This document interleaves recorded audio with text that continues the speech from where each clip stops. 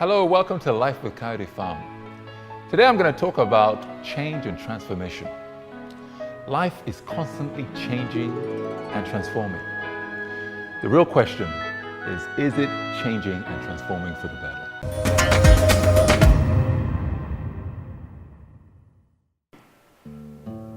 Okay, you know, my inspiration has been the fact is how I grew up. Right. I grew up, my mother and father abandoned me when I was a kid. Oh, wow. We were so poor, my grandmother came in and she you know, because they didn't want me, she came in and she raised me. But she didn't have any money either, so we were very, very poor. I was so poor that I had holes in the bottom of my shoes going to school. In the winter, no jacket, it was cold. I grew up in a place called Memphis, Tennessee. I was labeled as mentally slow. So I put in a special class because they said, this kid, he's not smart enough. Right. You know, when I was 6 years old, I got stabbed in the head.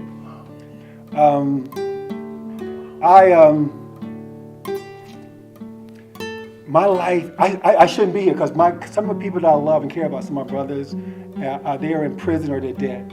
So I grew up in the projects. So for me to be talking to you today is like, how is that possible? Right. You know, because my environment that I grew up in was very, say negative, but it was rough. You know, the people I knew when I was growing up, either they were selling drugs, they were pimps, prostitutes, or you saw a preacher at the corner grocery, at the corner. So my thing is that those are my choices. Okay. And so, but there was something deep down inside of me that was saying, you can be more than this. Now, I don't know what that is. You call it, you know, God or call it whatever. But there was something inside of me saying, I'm more than this. Now, trying to change was very difficult. You know, once you've been programmed to believe that you're not smart enough. Absolutely. You know, you're not pretty enough. You're not rich enough. Right. So my whole environment told me that I could not make it. It was growing up in fear, you know, not believing in yourself, being depressed, even suicidal. That was me. So when I talk to people and I'm teaching people, I'm teaching them from a core of if I can make it, you can too. You know, you can bring any circumstances you've ever gone through. I can probably tell you something I went through just as worse. So that's the way it happens. First, you got to want it, and you got to believe that it's possible. I'm writing a book now called How to Win Naturally, and I have 7 principles. I love it. How to win naturally. Yeah. And so you know why I said how to win naturally, because you know, you don't have to compete. Right. We're already natural winners. See, you know, winner or loser when I compare myself to other people. But when I compare myself to the lesson, I'm always winning. You know, for instance, if you play sports or something, you may not do very well for a while. You may get beat a lot, but you're not losing. You're actually winning because you're learning. So every time I'm learning and every time I'm growing and expanding, you know, I'm getting better. So, you know, how to win naturally, that's what it's about. Oh yeah, I was going to tell you that. For instance, it's called Power Up. These are the 7 principles that I call for transformation. So let's say, for instance, it's Power Up. P stands for possibility. Okay? You got to know that something is possible. If you don't think it's possible, you're not going to try. Right. You're not even going to go for it. Absolutely. You know, Yeah. that's the first step. Okay. O is for opportunity. Opportunity. Most people are waiting for opportunities. No, you don't wait for opportunities. You create opportunity. Right. Matter of fact, every moment is an opportunity. This moment here with you is an opportunity. Now, did I plan this moment? Did I know you were coming? No. A month ago? A week ago? No. So how did this opportunity happen? Right. So now we're going deep, right? How did I know this opportunity was going to happen? I didn't know. But my desire and all the preparation I have been preparing for all my life has led me to this moment. So we create our opportunities. We don't wait for them. The next one is W, willingness. What is willingness? Willingness means doing something with joy. Love what you're doing now. If you're regretting doing something, you're doing your homework, you hate it, I hate this homework. Oh man, I hate this. Or you at practice, I hate practice. You're not willing. And if you're not willing, you're not going to get the same benefit as somebody who's doing it willingly. Right. You know, I'm glad to do this. I'm happy to wake up in the morning, work an extra hour, wake up an extra hour, or go to bed a couple of hours later, because I'm willing to change. I'm willing to grow. E, energy. Everything is energy. Now, scientists have told you that everything is energy. So therefore, what I'm doing with energy is that I'm beginning to step into the fact is, if everything is energy, then all I need to do is deal with things on an energetic level. Right. Everything is vibrating. You know, that's how you create. That's how we create things in our lives. Because we are, if I have a great attitude, a positive attitude about who I am, then I'm going to attract people who are vibrating at that same level. Right. You know, somebody who's depressed, like you ever heard a person said that, you know, when one thing goes wrong, everything goes wrong. Yeah. Why you think that is? Because they're vibrating at a certain level. Their mind is so powerful that they're attracting all those things. Right. So therefore, you know, vibration, everything is energy. So when you understand everything is energy, now I'm not trying to force anything to happen. I'm just being peace with myself. That's called mindfulness practice. I do a mindfulness practice. I go within, I relax my body, and being totally present. You know, being mindful, tapping into that energy. And if that energy of peace creates more peace. The energy of love creates more love. Energy of joy creates more joy. Energy of abundance creates more abundance. See, most people are waiting till they get the abundance, then they're going to be happy. What about if you become happy first? And then it comes. You know, the relationship comes. Because you already, if you're needy, you're going to probably attract someone who's needy. You know what I'm saying? If you're trying to manipulate people to get what you want, you're probably going to wind up getting manipulated. You know, so in this sense, willingness, energy, and just tapping to the energy of love, and then allow that energy to find you.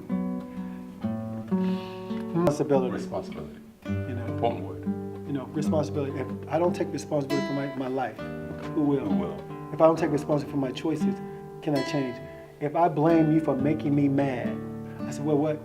You made me mad. You took my opportunity away. Who has the power? You I do. have the power. Right. That's the wrong way to go, isn't it? Because if I take full responsibility, I allowed you to make me mad, claiming the power. I allowed you to take an opportunity. I allow you to do it. Now I take full responsibility. Now I can do something about it. I can do something about it now because I'm taking full responsibility for my life. That's a hard one because it feels so good to blame somebody else, doesn't it? Man, they did that, man. The man won't let me get it. You know what? There was that for the way I grew up. My dad, they left me and abandoned me. I did that for years, man. I blame my mom and my dad because if I had the right mom and the right dad, then I could be a better person. I blame them for it. I blame the school system. I blamed everybody, dude. Because it's practice. Absolutely. You just can't read a book on it. You just can't hear the message. Like hearing this message that we're talking about and you do nothing about it, you're not gonna grow. Yes. You know, it's like you reading a book on martial arts. And think you know how to martial arts. You get your butt kicked. Absolutely. Okay, I'm ready to fight now, y'all. Ready to fight. I read the book.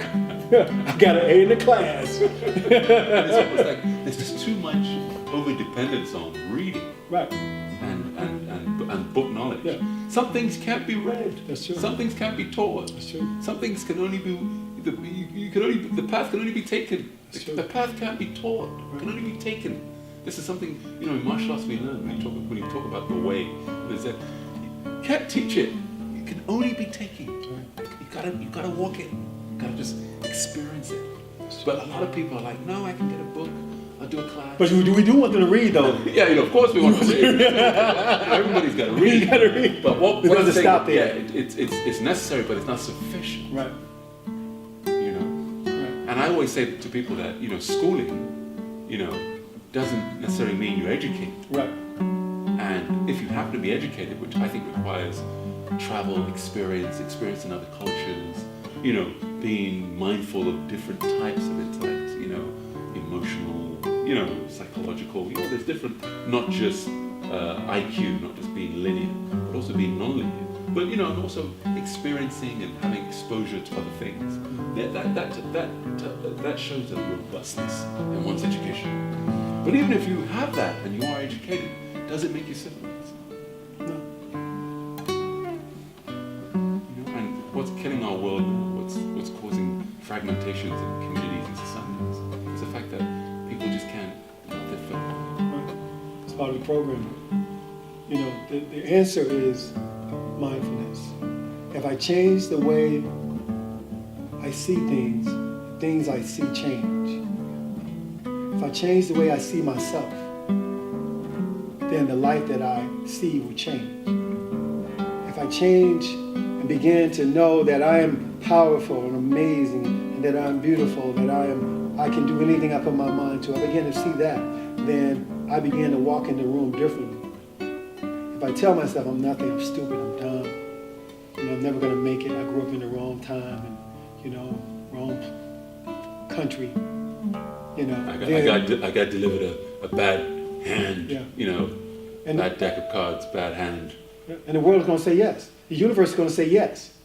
It says yes to whatever you say yes to about yourself. Whatever I say to myself is true, for me. So how do I begin to change this?